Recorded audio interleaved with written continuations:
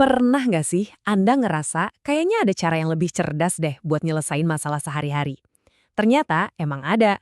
Ada sebuah pola pikir super ampuh yang nyambungin cara kita ngerencanain liburan, masak di dapur, sampai cara bikin teknologi paling canggih di dunia.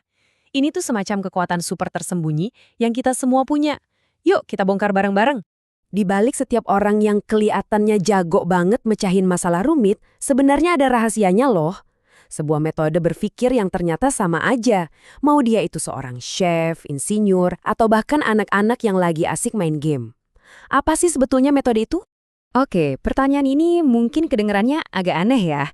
Resep masakan sama kode komputer apa hubungannya? Tapi percaya deh, jawabannya itu relevan banget sama hidup kita. Dan ini adalah kunci buat membuka cara baru dalam menyelesaikan masalah, dari yang sepele sampai yang paling ribet sekalipun. Coba deh lihat dua gambar ini. Yang satu tentang langkah-langkah masak yang harus presisi, yang satu lagi tentang perintah logis buat sebuah program komputer. Kelihatannya beda banget kan? Tapi nyatanya keduanya dan banyak aktivitas lain itu bergantung pada satu keterampilan fundamental yang sama persis buat memecah dan menyelesaikan masalah. Jadi, apa dong benang merah yang menghubungkan resep, kode, dan cara kita mecahin masalah? Nah, jawabannya adalah sebuah konsep yang mungkin bakal mengubah cara Anda ngelihat tantangan selamanya.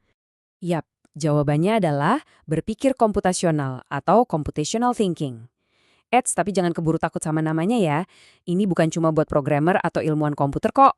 Justru ini adalah kerangka berpikir universal yang bisa bantu kita semua nyelesain masalah dengan jauh lebih efektif di bidang apapun. Intinya tuh simple banget. Ini bukan tentang jadi komputer, tapi berpikir seperti seorang perencana yang sistematis. Fokusnya ada di prosesnya. Gimana caranya kita mecah masalah jadi kecil-kecil, terus bikin instruksi yang jelas. Nah, ini keahlian yang berguna banget buat semua orang, dari anak-anak sampai orang dewasa. Oke, jadi gimana cara kerjanya? Nah, berpikir komputasional itu dibangun di atas 4 pilar utama. Anggap aja ini kayak 4 alat super di dalam kotak peralatan Anda buat mecahin masalah apapun. Siap? Yuk kita bongkar satu-satu. Pilar pertama namanya dekomposisi. Gini, intinya adalah kalau kita lihat masalah yang gede dan rumit, jangan panik dulu. Pecah aja masalah itu jadi potongan-potongan kecil yang lebih gampang dihadapi satu persatu. Coba bayangin es krim sundae. Kalau dilihat utuh, kayaknya ribet ya bikinnya. Tapi, gimana kalau kita pecah jadi bahan-bahannya? Ada pisang, ada es krimnya, ada krim kocok, ada ceri.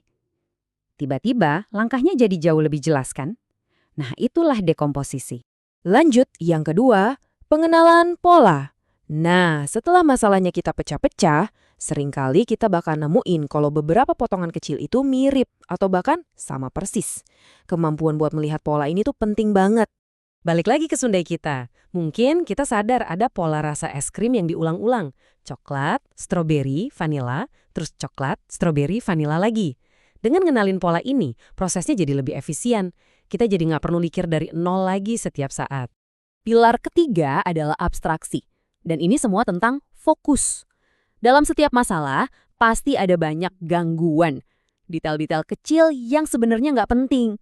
Abstraksi itu seni buat nyaring semua itu dan fokus cuma ke apa yang benar-benar penting buat dapat solusinya. Gini, poin krusialnya adalah kita butuh 1 sendok es krim. Mau es krimnya rasa vanila atau coklat atau mangkuknya warna biru atau hijau, itu detail yang bisa kita abaikan dulu. Yang penting adalah konsep utamanya. Inilah yang bantu kita menyederhanakan masalah. Dan yang terakhir, algoritma. Nah, setelah kita mecah masalah, ngenalin polanya, dan buang detail yang nggak perlu, sekarang saatnya bikin rencana. Algoritma itu ya resepnya. Serangkaian instruksi yang jelas, langkah demi langkah. Jadi, algoritma itu pada dasarnya adalah resep final kita. Petunjuk yang super jelas, pertama, siapkan mangkuk, kedua, taruh pisang, ketiga, tambahkan 3 kali scoop es krim.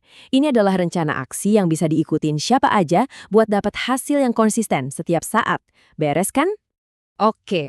Sekarang Anda mungkin mikir, ini kan kayak buat komputer banget. Tapi sebenarnya, kita semua udah sering banget pakai cara berpikir ini setiap hari loh. Seringkali tanpa kita sadari. Mau lihat buktinya? Coba lihat ini. Waktu kita merencanakan perjalanan, itu kan dekomposisi banget. Kita pecah jadi transportasi, akomodasi, sama aktivitas. Waktu masak makan malam, resep yang kita ikutin itu ya algoritma yang sempurna. Tanpa kita sadari, kita semua ini adalah pemikir komputasional setiap hari. Nah sekarang, yuk kita sambungin contoh sehari-hari ini ke dunia teknologi. Gimana sih cara berpikir yang sama persis ini dipakai buat ngebangun software dan aplikasi yang kita pakai tiap hari? Ini contoh bagus dari Code.org, sebuah platform yang ngajarin logika pemrograman ke anak-anak dengan cara yang seru. Masalahnya simple, gimana caranya si lebah ini bisa ngambil semua madu dan nyimpan di sarangnya? Ini teka-teki yang pas banget buat latihan berpikir komputasional. Dan ini dia solusinya. Ini sebuah algoritma. Daripada kita nulis perintah satu per satu buat setiap langkah, kita coba kenali polanya dulu. Oh, ternyata polanya maju, ambil madu, belok, maju, buat madu, belok lagi. Kelihatan kan polanya diulang-ulang? Nah, jadi kita bikin aja algoritma sederhana, terus suruh komputer buat ngulangin 5 kali. Simple. Tugas yang tadinya rumit jadi selesai dengan instruksi yang ringkas dan efisien. Jadi, kita udah lihat gimana cara berpikir ini bekerja, dari dapur kita sampai ke dunia digital. Tapi, ini lebih dari sekedar trik keren. Kenapa sih menguasai pola pikir ini bisa jadi salah satu hal terpenting yang kita lakuin buat diri kita sendiri dan generasi berikutnya? Manfaatnya itu, wah, jauh lebih dari sekedar bisa ngoding. Ini tentang ngebentuk pemecah masalah yang lebih baik, yang gak gampang panik waktu ngadepin kerumitan. Ini ngelatih pemikir kreatif, yang bisa ngelihat pola di tempat yang gak dilihat orang lain.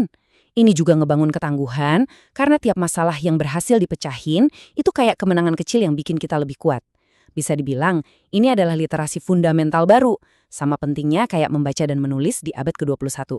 Jadi, setelah ngelihat gimana kerangka berpikir ini bekerja, pertanyaannya sekarang bukan lagi apakah Anda bisa menggunakannya, tapi bagaimana Anda akan menggunakannya. Coba deh, pikirin satu tantangan besar di pekerjaan atau hidup Anda sekarang.